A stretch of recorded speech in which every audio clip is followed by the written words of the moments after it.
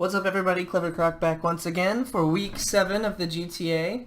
And man, another good round of matches, guys. Keep it up. You guys have done a lot. Have had a lot closer matches and have played just more consistently, I've seen over the past couple weeks. So that's just awesome. I'm really excited to see you guys like learning and figuring out how to use some of your team more, and also just branching out and not using the same group most of the time. So excuse me. So what we're going to do, this is going to be just me this week, and we're going to just kind of talk about each match and hopefully not take super long. But anyways, we're going to go ahead and start with the match between the Krookodiles and the Maple Grove Gengars. Now, I know as the coach of the Krookodiles, I was like, I could bring Chansey, but he's got a few really hard physical hitters that aren't fighting in normal type. So I didn't really have the strong wall core setup like I've had against some other teams between Mega Sableye and Chansey. So I decided to bring Bronzong for another immunity to ground because of the Earthquake off the Gliscor and the Golurk, as well as the Dynamic Punch neutral hit, and the immunity to poison as well. And also to set up Light Screen and Reflect, just so that I could have some more not resistant, but like more defenses across the board, since I thought I was bringing somewhat of a frail team against him. Now, I also noticed that his Feraligatr and his Electros really do a number on my team, and I didn't really think about it as much as I probably should have for bringing something that can deal with the Electros better, but I really just don't have like the best answers because Electros has such great coverage. I knew I needed to bring a ground immunity anyways, electric immunity in Krookodile, being a ground type, as well as I knew that Krookodile had the potential to go get a couple kills and some momentum at the right time. So either way, I really thought that I had a decent matchup, but he also had some good advantages against me too. I kind of expected him to bring the same group he has been bringing, and so he did. But he definitely had some threats that if I messed up at all, he definitely could have capitalized on. So without further ado, I'll go ahead and start it. So, he starts with the Golurk because he's bringing his Stealth Rocks, and I know that I built the Zapdos to be Life Orb, Modest, and then have Hidden Power Ice, Volt Switch, Thunder Wave, and I think Roost. I didn't bring Heat Wave, and it probably would have been good for coverage, but it ended up working out because HB Ice two-shots half his team, and then Thunderbolt and Volt Switch handle the rest of his team pretty well, except for the Electros, which I knew could be a problem. So I went for a Volt Switch after he switched in, and unfortunately I went into Krookodile hoping, I was like, I hope I don't get burned, and I get burned. So that really kind of nerfed, I was expecting him to maybe try and hit me with a Giga Drain or something with the Assault Vest. I was thinking I could wear down the Electros more. It didn't end up working out because of that burn. I was still able to get rid of its item, so it wasn't as much of a problem. But I bring in Sableye to start setting up. He mistakenly thinks that Taunt works out on Magic Bounce, and so I'm still able to keep setting up and healing and kind of play the typical Sableye game. And he brings in Gator now, goes for a crunch and gets the crit, which is really good. I go for the burn, of course, and to weaken it. And so I know that if I don't get critted, I think I have a good chance of sweeping at this point. So I decide to just stick with it and keep setting up, knowing that even with a crit, it does like 40-something%. So as long as I play safe, that should be fine. But he goes for a Wood Hammer on the Torterra, and he gets a crit, which ends up doing so much and takes out my poor Sableye and totally stops that momentum. So that was unfortunate on my end. But I go into Bronzong. He has to either decide, or like he doesn't know whether I'm Levitate or Heat Proof, so he mistakenly does the Earthquake, and I get both my Light Screen and my U-Turn, my Light Screen and my Reflect up. I go into Talonflame, who takes damage that I didn't really want to take. But I also go for a U-turn for pivoting and going into my Blastoise because I know it can handle pretty much anything this guy can handle at me, so I just sit here and try to stall him out, but I get the freeze on the Ice Beam, which I think is a big deal. I just go for another Rapid Spin to get rid of the spikes in case I need to switch out. Now, then he brings in the Torterra. He switches out, expecting, I guess, the Ice Beam, which I knew I could probably live a hit from the Wood Hammer, but then I switch out expecting the Volt Switch, which is the case. He goes for the Volt Switch, which was a good play on his part. He goes back out to Drapion, and it thawed out, which is good, and then he goes for a taunt, and which was good because I was trying to get up my screens again. So after that, he goes for the knockoff, and I had already, I think, got my berry off, but I go for an Ice Beam again. I get another freeze. Like, that's just ridiculous. So those two crits earlier, totally fair and balanced out in my opinion. Probably a bit more lucky on my end. But basically, at this point, I'm able to switch into my Thunderbird setup, or get to heal up, and then just wear down his team. I go for the Thunderbolt, knowing that even if he switches in, I can one-shot the Torterra, which is what I did with the HP Ice. And then he goes into his Golurk, which he doubles into the Electros, which I think ended up sealing the game because I was able to just two-shot it there without it being able to touch me. I was able to go for the Thunderbolt to take out the Drapion, and then take out the Golurk here. So I think Zapdos posed a greater threat with the combination that I had, of HP Ice and Thunderbolt and Volt Switch. To his team, it really just was so versatile, and preserving it, I think, was the reason I ended up being able to win. That and the Ice Beam, of course. So I think that there was a bit of luck on my side, but at the same time, the fact that he brought the same team that he has before, I think, is kind of why it ended the way it did. Because I knew what he had, I knew what to expect, and I just simply prepared for what I knew he was going to have because he hasn't changed it up. So I would just encourage the coach of the Gengars to definitely think more versatile and think about the other options you can have so you're not so predictable. And you played well, and you made some really good calls. It just kind of fell short in the end. So I would just I would just recommend looking at your other team, since you have 5 other players that you've not used yet, that you should definitely try and branch out a little bit, especially if they match up well against some strong members of your opponent's team. So, without further ado, that was pretty much all I have to say about that match. It's pretty straightforward. So the next one, we'll talk about the match between the Raikos and the Felidae. And, he actually had a pretty good setup except for the Slack King against his team. The Espeon was good for the Prankster Thundurus, as well as the Umbreon, and even the Mienshao, so it had a good matchup there. The Aegislash was good, just because of its versatility and how hard it hits.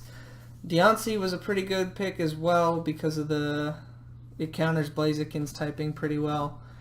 Mega Houndoom was an okay pick. It didn't really match up all the best except for Mega Slowbro, so that may be why he brought that. Slaking, I still just don't think that it's the best option to bring when you have some other players that you can pick from. And then Toxicroak is a really good pick too, especially for the speed that he needed in this match. Same kind of deal with the Raikos. They prepped well, they brought their new player, the Mienshao, and did really well, so we're going to go ahead and start it. So he starts with the Thundurus, and he starts with Espeon. He forgets about the Magic Bounce, which he really kicked himself afterwards for doing. He goes for the Trick to give him the Choice Specs, which actually kind of hurt him, because Thundurus can also be an offensive threat. So he did do that, and he was able to lock himself, but without a ground type or something. He really didn't have the strong momentum that he could have by locking him into Thunderbolt. So he switches into the Deontay and goes for, what did he go for? He forces out the switch and goes for a Toxic, and I think misses. Yeah, and so this is kind of back and forth here. He went for a Wish and is trying to pass it off to the Mienshao, and of course that was a safe switch in for him. Now it's Toxicroak who switches out into Aegislash, but Mienshao goes for the knockoff, expecting him to switch out to anything and remove its item. So he does that again. He switches out and then goes back into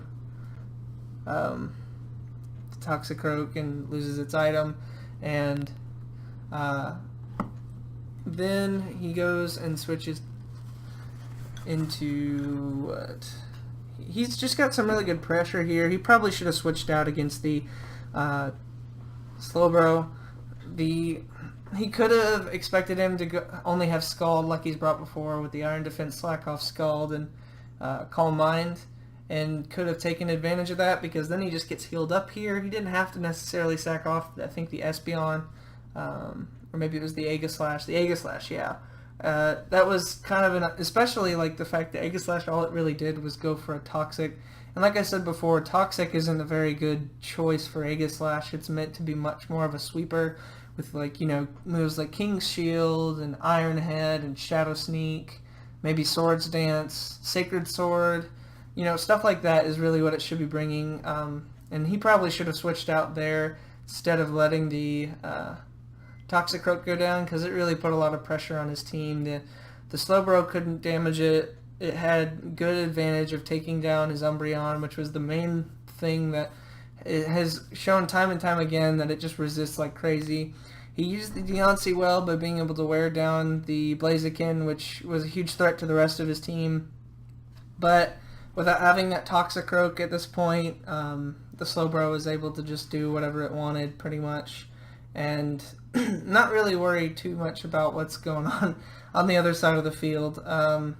Slacking, again, it's an okay physical threat, but it just doesn't do enough, especially against a Mega Slowbro with the high defense it has. And so he's just setting up here. He probably should have switched out, but he probably let it go down for the safe switch in. Now here he goes in and goes for a Will-O-Wisp, when I think he probably should have just gone for the Dark Pulse, which I believe would have been enough to either flinch and get it down to low health or take it out. So I don't think it was necessary for him to have to let it go down. Of course, he maybe thought that he was going to switch out, and it was a good play for him to stay in as well. But either way, I think it was just a couple misplays. Building-wise, on the Felidae side, I really think he probably should have preserved the Toxicroak and the Aegislash. The Aegislash, again, shouldn't be brought with things like Toxic, I think, because it's meant to be a physical threat that can hit really hard, or a special threat. It can also deal a lot of damage on the special side, like Flash Cannon and Shadow Ball. But either way, I think, and Weakness Policy is also a good item on it, because if it takes, it's pretty tanky when it's in its shield form. So if it takes a super effective hit and lives, it gets that bonus, or that +2 bonus to attack and special attack. So I would just recommend, like, thinking about how to run him more properly. Shadow Sneak, of course, is stab and also is priority, so that's something you want to run sometimes on him. But either way, I think he had a chance of beating the Raikos, which is the #1 team, and is still undefeated at this point. And I think he had a good matchup, but he probably didn't prep the way he could have. If you're gonna bring the Slaking and you're gonna stay in and let it go down or something like that, like you're using it for a 1-turn hard hitter, especially after a Pokemon goes down, Retaliate's a good one, but Giga Impact is like Hyper Beam in that you hit really hard and then you recharge, and if you're Truant anyways, you might as well run Giga Impact. You just can't switch out after you use it. You have to wait that turn to recharge before you can switch out. So there's some options there that I think will really make this team more hard-hitting. I'm glad he brought Deontay this week, because Deontay really was a good choice against his team to help to wear down that Blaziken, to help against the Umbreon, and potentially could have done some work against the Mienshao. So, and then the Toxicroak again was a really good choice too. So I think ultimately it was just a couple small mistakes, and when you're playing a top tier team like the Raikos, small mistakes can end in, you know, losses. But it was a 2-0, so it was still close either way. But as far as the Raikos played, I think Maybe switching out the Blaziken instead of letting it go down would have been probably best. But maybe he wanted a safe switch in, not knowing what the Deontay would do. Either way, he still came out with the win, so we'll go ahead and move on to the next match, which is, let's see, the Alakazam Apparitions down here, coached by Hukio, and the Wiltshire Wobbuffets, gosh, can't speak, coached by Fatal. So, pretty good choices. I'm glad he brought the Lantern. It's a pretty solid mon, even though it's low in the tier. I like it I like it in the counter team format a lot, and I think it's pretty bulky, so I think it was a good choice for him to bring that in combination with Togetic and Skarm. And then he brought his huge threats like Mega Salamence and Mamoswine, and Breloom was good too. So as far as the other team, Gourgeist was a pretty good choice. Nidoqueen, maybe Scarfed would have been good, but I mean, it loses power that way. What else? Other than that, I mean, both sides drafted pretty well, as far as I can tell. So we'll go ahead and start. He starts with Lantern, I guess, for the pivot, but he also starts because maybe he was expecting the Nidoqueen to start. He gets off a 51% Ice Beam, or maybe it's 49%, doing a decent amount of damage to the Nidoqueen, and then forcing the switch, and then Conk comes out, and he's able to pivot on the next turn, and luckily he didn't get the Scald Burn, because that would have been really bad for him. And so he switches in Togetic, who just eats up Conk's attacks. And so here it's a little bit of stall between the Klefki and the Togetic. He sets up a light screen, or the Wobbuffet set up a light screen, but Togetic was packing the defog, so it removed that stuff. He switched out to the Skarmory, who sets up a layer of spikes, which I don't think affects the match all that much, but either way, he switched out again into the Lantern and goes for, I think, he goes for a Thunderbolt, expecting a switch, but I'm not sure to who, maybe the Milotic. But he's able to get some good damage off, and I think the Gourgeist was expecting the switch there, went for the burn, and so he's able to just do a lot of damage here and wear this thing down. But there was a red card on the Milotic, which I thought was really interesting.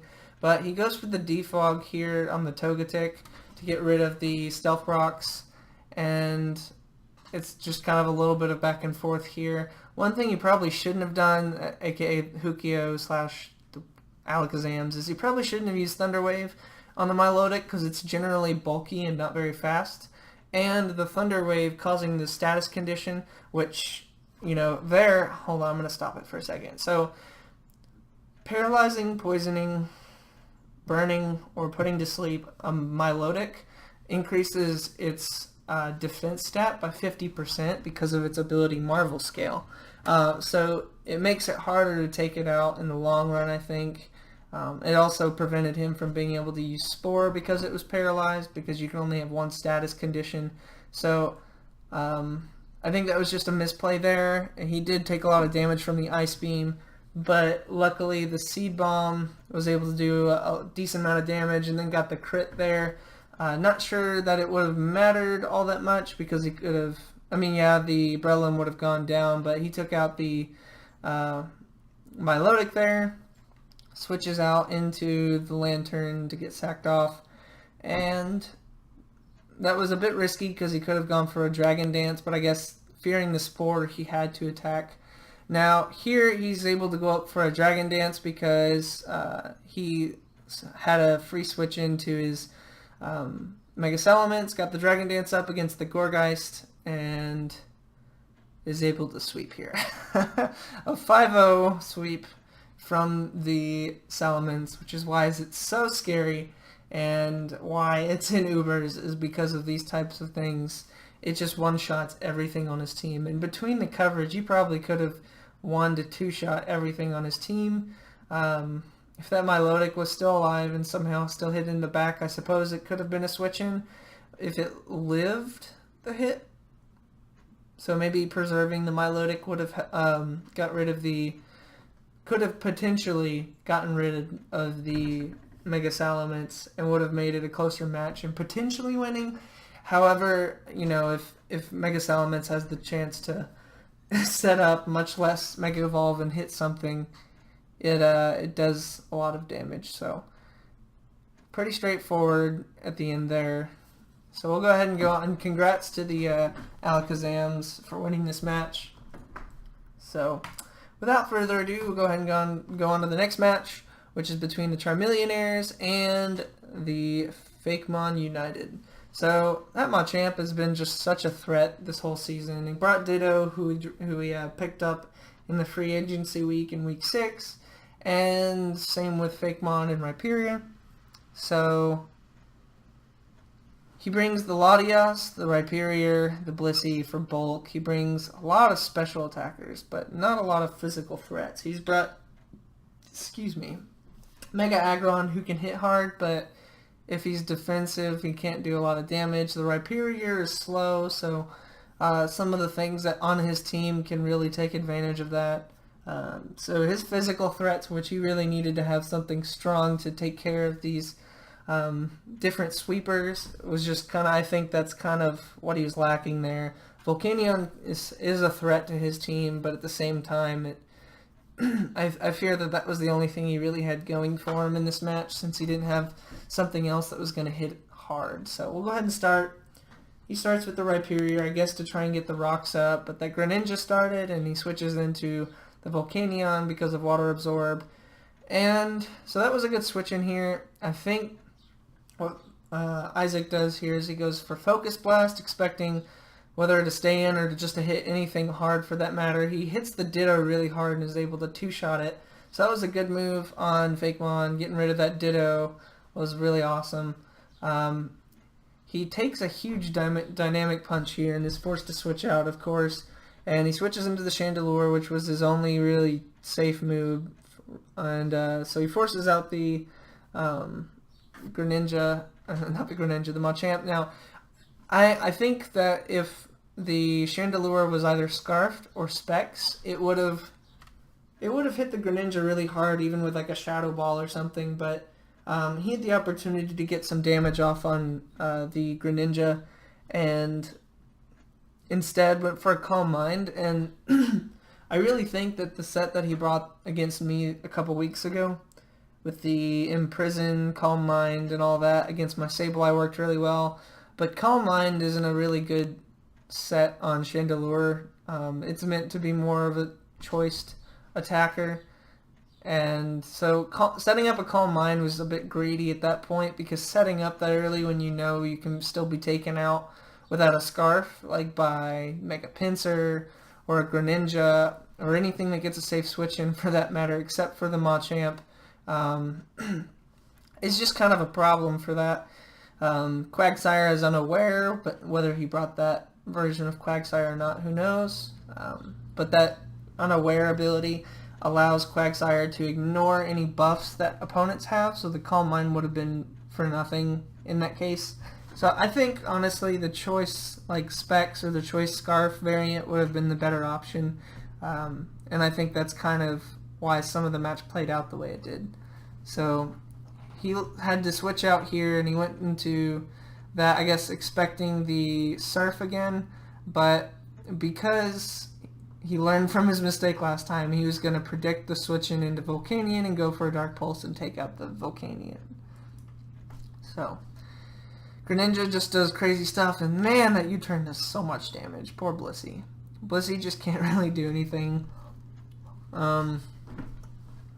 He just kind of switches out here. He switches, and he gets the choice Specs, which if he's running some good offensive moves, that can be a huge threat. But it looks like he's a bulky and slow Latias, which means it doesn't matter all that much, where it could have been a lot better.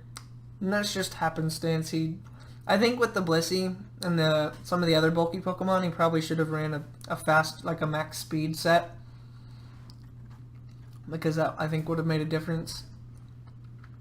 Greninja comes in and picks up its second kill. He goes for the Thunder Punch, I guess expecting him to switch into something else, but Machamp and Pinsir don't really want to take hits, so he would naturally switch into the Quagsire simply because like it's unaware, or maybe water absorb, but probably unaware. It's a bulky Pokemon, so it can take hits well, and it resists Steel type, which is Mega Aggron's only stab attack. And as far as I know, it doesn't like all the elemental punches aren't very good against it too. So I'm not really sure why he went for Thunder Punch, thinking those would switch in, because neither of those, neither Machamp or Mega Pinsir would want to take a hit from Mega Aggron. So that was kind of a misplay, I guess, thinking he would stay in. But because Greninja's faster, he was able to get that pivot and switch out. And forces the switch out here. And Blissey just walls the Quagsire. But he goes for Soft Boiled, and he goes for that switch in and goes for Stone Edge, knowing that it can still do plenty of damage. And because it carried priority, the Stone Edge and Bullet Punch was enough to take it out. And Dynamic Punch, of course, just luckily gets the confusion there and takes out the Rhyperior. And then same kind of thing happens here with the Aggron. It gets taken out by Dynamic Punch and Confusion. So same thing happened. Basically, Dynamic Punch just wrecked everything, and not having that Scarf Chandelure with like the proper moveset, I think really kind of cost him the game, in addition to having to sack off the Volcanion. But either way, Dan has a really tough team. If you give him any room to set up or get his sweepers in, it puts a lot of pressure on your team. And if you don't have proper switch-ins, which you can't exactly be guaranteed to have against every opponent, then it makes it just so hard to like come back from that. So anyways, we're going to go ahead and go on to the next match. Congrats to Dan on his win as well. And Fakemon, I guess I would just say that maybe bring, like, if you're going to bring Chandelure, probably bring it as like a choice sweeper, and maybe bring some stuff that take advantage of frail Pokemon on the physical side, because Dan's team was very frail on the physical side. Either way, we'll go ahead and go on to the last match. The match between Black Ice and NPCs was a mutual forfeit, so that's why we're not going over it during this recap. And so the last match was between the Minnesota Mucks and Because I'm Zubatman. Zubatman's coached by Justified, and the Mucks are coached by X-Lone Wolf. So we're going to go ahead and start it. I guess I would say first, pretty good thing. I like him bringing the Volcarona. He used it well last week. And the only downside to that is because now that David has Heatran, it walls that Volcarona really hard, as well as the Tangrowth. So having, and also the Goodra, so that Heatran is a really important part of that team. I also noticed that there's nothing particular that stands out to me that handles the Venusaur all that well if it's a bulky set. So I see some trouble there too. So we'll go ahead and start. Lando started.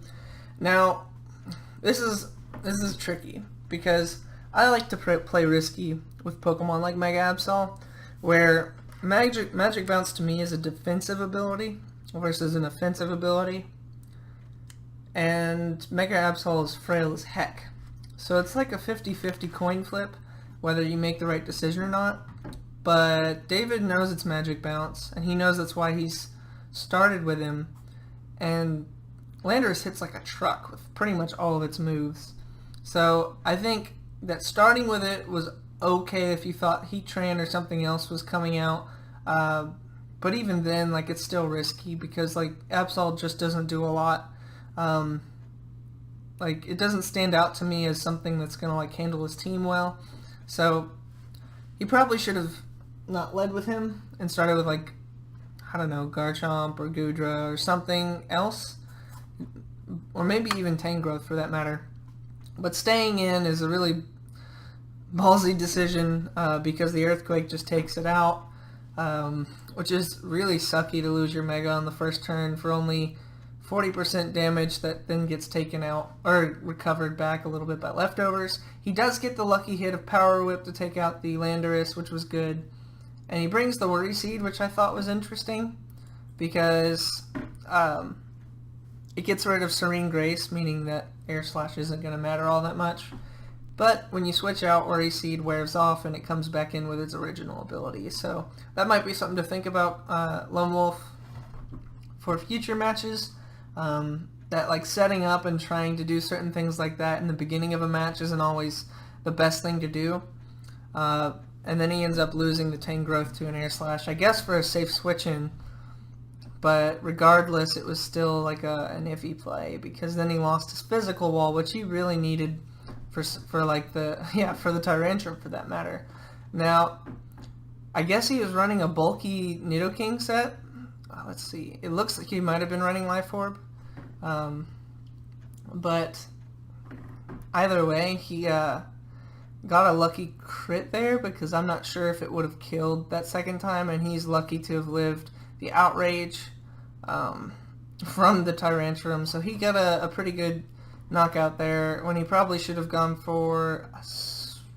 let's see. He's bringing Stealth Rock, so at least he got his rocks up, I guess. Now he brings in the Goodra, and Goodra is a stronger special attacker than a physical attacker. And it doesn't mean that physical Goodra can't work, because it definitely can.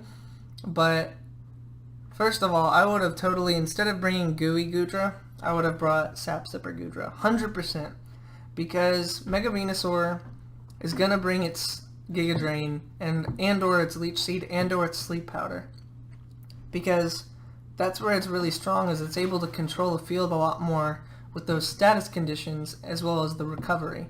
And because Sap Sipper makes Goodra immune to grass attacks, and it actually gives it a buff, a +1 in attack for each time a grass move is used on it, it would have scared out the Venusaur at the least, but it would have been something that could have actually kind of scared the Zubatman, but he brought, I guess, Gooey Goodra, not knowing what Sap Sipper did, or thought maybe he didn't need it. I'm not really sure. And then he goes for a Toxic, which of course doesn't work on Poison and Steel types, so as well as Pokemon who are already statused. But that was an iffy play there as well, I guess maybe thinking that he would switch out for any reason. Now Fire Punch obviously is weakened by the ability that Mega Venusaur has, being Thick Fat. It basically makes it so Fire and Ice, Thick Fat makes Fire and Ice pretty much not weaknesses by having the damage of those attacks. So even though it says super effective, it still doesn't do all that much. So something to think about for people in the future who play against Pokemon who have Thick Fat, especially Mega Venusaur. The Toxic was a bad play. And here, I guess, yeah, he just forgot. But at this point, it was just kind of like he could just sit there and wear down the Venusaur. Venusaur did go for a Synthesis, I guess expecting a Dragon Pulse. And he switches in the Volcarona, which that was so sad because he went in and took 50% from the Stealth Rocks, and then goes for a U-turn without having a way to remove Stealth Rocks, meaning that he had a good chance of losing his Volcarona when switching back in later, when he could have gone for a Quiver Dance or a Fiery Dance and set up and actually put some pressure on this thing, at least forcing it out to go into Heatran, and then being able to go into Goodra and do whatever. But switching out or using U-turn was probably one of the worst things that could have been done at that point, because it basically made your Volcarona useless, which you really needed to like have that healthy in order to take care of the rest of his team, which I think you could have. But either way, he basically is able to use the Venusaur to wear down the Garchomp, which without Garchomp, I don't think he had a way of handling the Heatran. So he's able to just wear it down, the Goodra comes in, and again, because of no Sap Sipper, he's able to just do the same thing to Goodra with the Venusaur, and he's just sitting there wearing it down, and eventually goes down, switches back into the Volcarona, and he lives it. He lives the entry hazards, gets a Fiery Dance off, which you can see does 38.6%, and when you get that +1 buff, which is 50%, that would do somewhere around 60%, which means that you could force the knockout at the very least, which he could have done earlier, is my argument.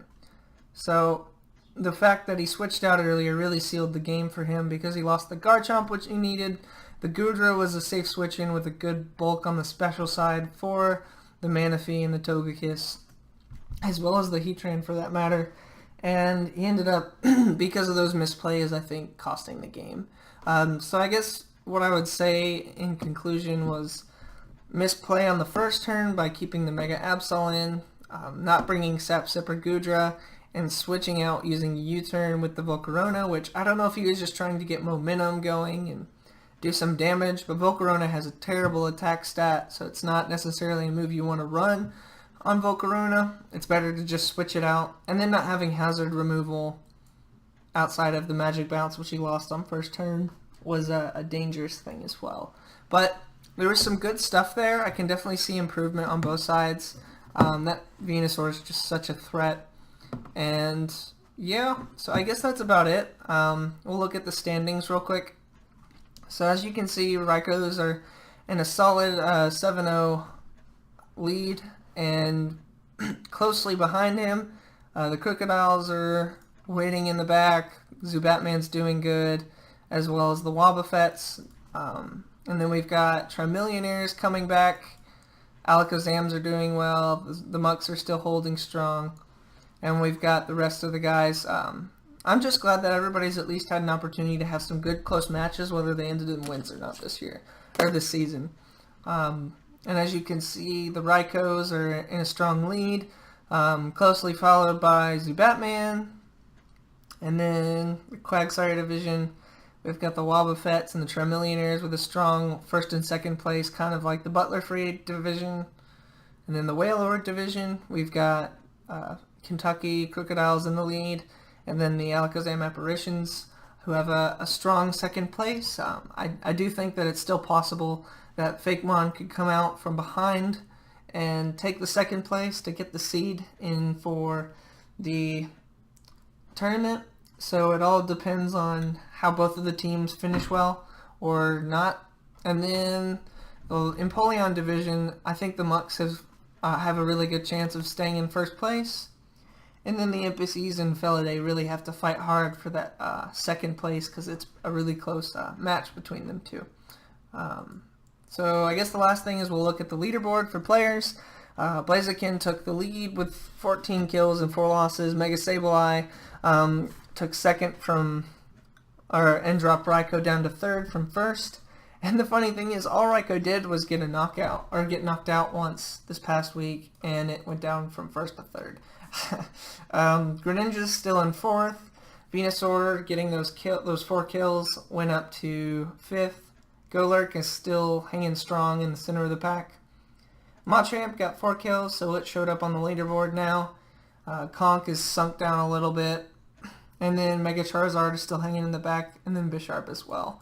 So we're starting to see more of the sweepers who are going to get more kills and stuff kind of hang in the leaderboard longer. You can see that even though these guys are dropping down, I think Greninja stayed in the top 4 since day 1, as well as Mega Sableye and Raiko, and then Blaziken, of course. So I guess that's all we've got for this week, guys. I hope y'all enjoyed watching these matches. I hope I wasn't super critical of anybody's playstyle or anything. But I really want to see people grow, especially those who just made some slight misplays. Otherwise, had some really good matches, and I look forward to next week and seeing how those matches turn out. So, without further ado, I will talk to you guys later. Peace. Thanks for watching, guys. If y'all enjoyed the video, go ahead and leave a like, and if you want, subscribe for more videos. Hope to see y'all in the future, and thank you for watching.